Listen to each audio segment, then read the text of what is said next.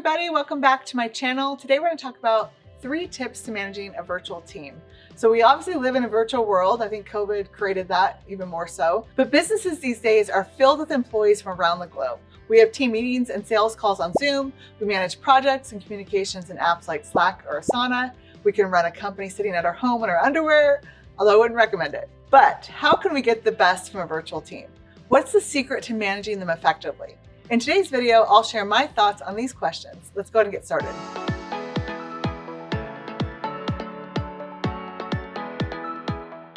Okay, so my company has been virtual for about 8+ years now. And I was virtual before virtual was cool, and then COVID, everybody became virtual. But it's interesting to me because I've been reading a lot of articles lately where a lot of corporations now are saying, okay, time to get back in the office. They weren't successful virtually. And I'm like, well, why? What did they do wrong? And that's kind of, I want to talk about some of that, because if we can diagnose what they maybe have done wrong, and then maybe kind of what our company has done and what success we've seen, maybe you can kind of navigate what's best for your company and really determine how can you create a successful company virtually. Okay, so I'm going to read a stat here, and it's actually done by the Future Forum, which was developed by Slack, the messaging platform, and they surveyed 10,000 workers globally in the summer of 2021, and they found that there was an executive employee disconnect. So among the executives who worked remotely during the pandemic, 44% of them wanted to come back, but of the employees that they surveyed, only 17 employees wanted to come back after the pandemic.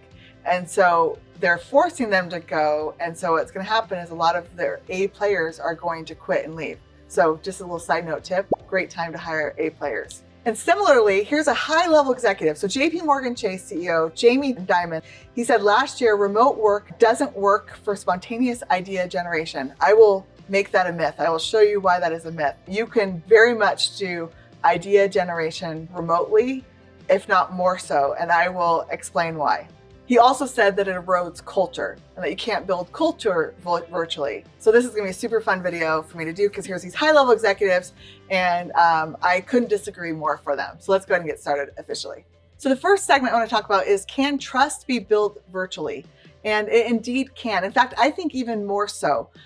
So when I had a lot of brick and mortar offices before we went virtual 8 years ago, and I got so frustrated. Like, we were small enough, it was like, take your garbage out, don't wear certain jeans or, shorts or whatever. And like, you have to micromanage all of those little things. And it just makes a lot of fluff that isn't necessary. So when you're virtual, you literally have 3 things you have to manage.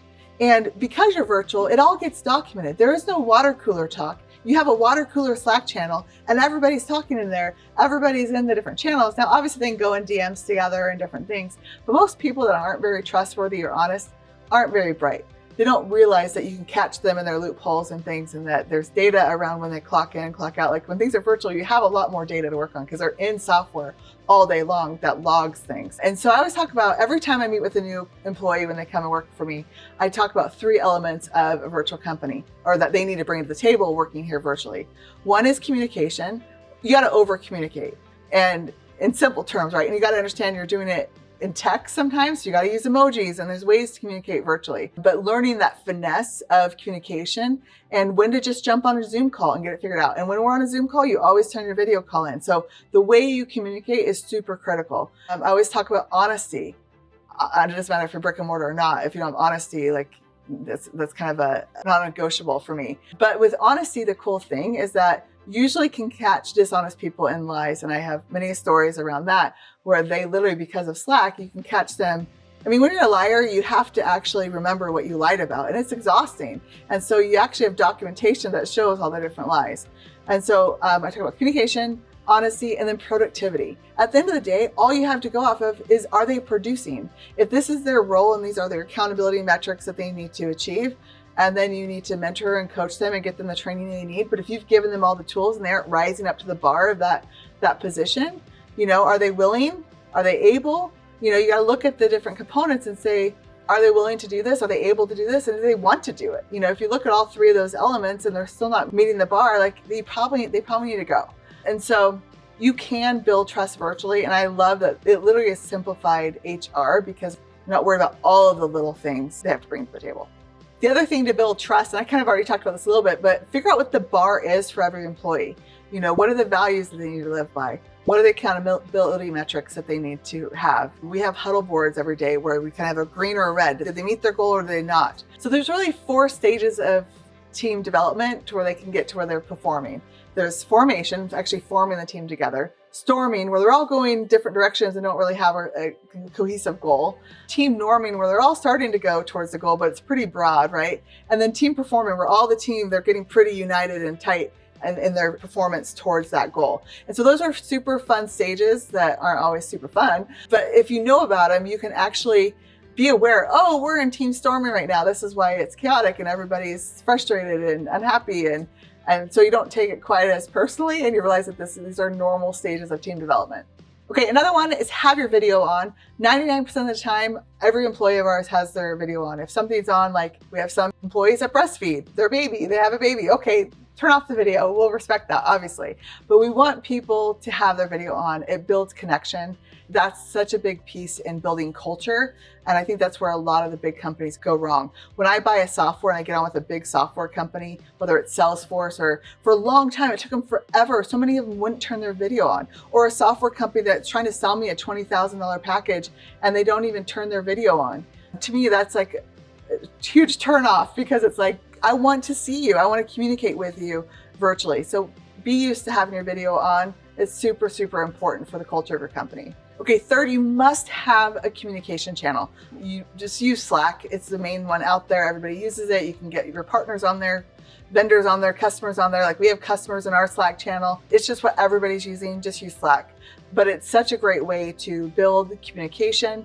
And I think that's, again, where a lot of these big corporations that were bringing their employees back on is they didn't use the right tools too. I hate to say it, but a lot of them are on Microsoft, and I can't say that Microsoft is the most innovative with the way people are looking to collaborate now. Okay, another amazing tip to help you build a virtual team is around data. Data. Like when you're virtual, you need data. And luckily, because you're virtual, you're using a lot of software. So you need to figure out a way to aggregate that data. Something that we've done for a lot of our clients is starting to build data lakes. I couldn't even explain it really in layman's terms because the tech world does that, but they're extracting all the data. The client owns their own data, even though they're using a bunch of different sources.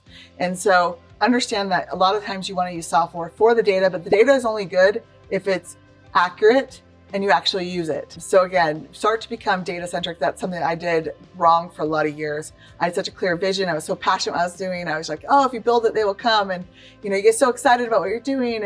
And then you're like, oh, I didn't really look at the data, and the data doesn't lie most of the time. Okay, so before we tie in how the physical world ties to the virtual world and also give you talk about the Morgan Chase, the CEO, about spontaneous idea generation and how that's not possible virtually.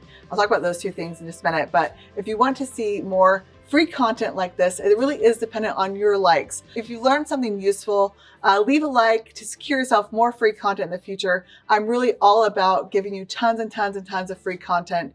Again, just like this video, share it with others, and I'll just continue to give you more and more value in this channel. Okay, so let's talk about the physical world now. So I hear a lot of times where people that are virtual are like, you have to get your team together physically. And to me, that's like more of the cherry on top, the icing on the cake. It's good and it's fun, but it's not required to build a culture. We have teams that work all different kinds of time zones and all different reasons why they work for us. Sometimes they're moms, or some are more willing to travel, some aren't. Like there's so many different reasons that it doesn't always work. And for me, I like to make sure that I'm knowing what success is for the employee and that I'm helping meet what that success is. And so sometimes it works, sometimes it doesn't. But again, that's not required. But there is a way you can bring physical into the virtual. And this is something that I love that we do with our team, is that we do a lot of swag. Or when I do something called Moments with Mia, where the whole team comes on and I talk about vision and we do kind of accolades and different things, we sometimes will mail out something physical to the team before the event. So it's super cool. Like there's such fun ways you can bring the physical world into the virtual, but don't feel like you're required to have to get the team together. Look at it as a nice value add, but not required. In fact, I hate to say this, but I had somebody that I work with really closely that I didn't meet her for I think 2 years after she worked for me, and we lived in the same town. That's horrible. I know it puts a really bad light on me. We finally met virtually or in person probably a few months ago, and it was great. It was good, but like we already felt like we knew each other. And I've had people that have told me they've worked for corporate jobs in person, and have built more connections virtually than they did in a physical environment. In fact, I've had people when they've gone on family vacations, if they know there's an employee in the state they're going to visit, they'll be like, hey, can I go meet up with you? So people will naturally create their own meetups as well. As humans, if you create the right culture, the team will do a lot of the heavy lifting. As the employer, you don't have to do all of the different pieces. A great team will help build other people up as well. Okay, so back to the spontaneous idea generation and why that apparently isn't possible. Here's a great way to do idea generation. So one of my favorite kind of hacks to do is literally everybody that's in maybe a specific group, like an autonomous type team, like everybody get on a Zoom call and just go heads down working while you have an open Zoom link up. And it's super cool because you can all be doing your own thing and then talk to the other people when you're there. And the reason why, like when I go and see somebody in person, I'm like, can we get a Zoom up and record it? Because I love to just be able to share my screen. And in person, you have to like look over somebody's shoulder, and it's harder to fully concentrate on the material or what's being shared on the screen. And there's so many tools now, like if you're doing, like we do a lot of mural boards and a lot of visual mapping. To me, it's easier to stare at a screen than it is to have to do a bunch of whiteboard or try to make sure we're zoomed in enough. I can be focused, have a bunch of my big monitors on there. And so I actually love idea generation for that. Plus, I've worked in bullpens before where it's like tons of people in one area. And to me, it's distracting. As a visionary, as a creative, I need that quiet time to ponder and to think and to get into my headspace. And I think that's why you see this trend with employees wanting to be home. I mean, there's obviously the employees that are taking advantage of the situation because they got away without working. But I think there's truly a lot of good employees that realize that they can work better at home and more efficiently. And so I think if you attract those employees, you can have an amazing culture with amazing ideas, amazing creativity.